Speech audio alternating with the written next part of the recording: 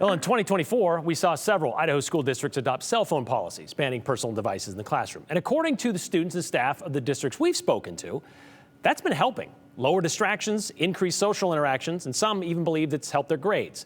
Which is why last October, Governor Brad Little and State Superintendent Debbie Critchfield thought it would be a good idea to offer an incentive of $5,000 to any other school district to follow suit.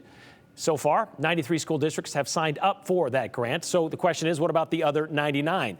Aspen Shumpert joins us now to tell us how that decision, though, could be taken out of their hands. Yeah, that's exactly right, Brian. Today in the Senate's Education Committee, the distraction-free learning policy was introduced. Senator Treg Berndt says he was considering a bill like this a year ago. He feels limiting the use of cell phones in schools helps create a distraction-free learning environment, which is why he named the bill just that. He says he's talked to school districts and students who like the bill's concept. The bill does not outline a one-size-fits-all policy that every district has to follow. Senator Berndt says that's intentional.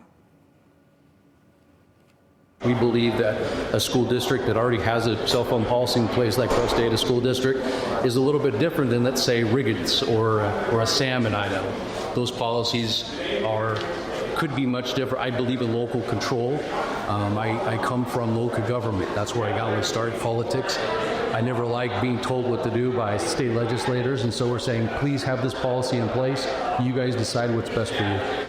Now, the bill says school districts need to have a policy in place by the end of this year, but there's not a penalty if they don't. And Brian, that was actually one of the questions brought up in committee today, specifically by Senator Nichols, who said, well, what's the penalty if they don't? Right. And so I circled back with Senator Berndt and said, are you maybe considering an amendment to this bill to add a policy clause? And he said, no, if it gets passed, it's the law and they have to follow it. So that could be what we're seeing school districts. They have to follow it at the expense of what? Of not? Because they could have a policy in place that says, do what you want. I mean, that's the policy, right? Yeah. Not necessarily banning anything. Yeah. So kind of like the flag bill, there doesn't seem to be a lot of teeth with this one, but just an idea to say, we think you should. Yeah. Which is kind of what the parents and the teacher.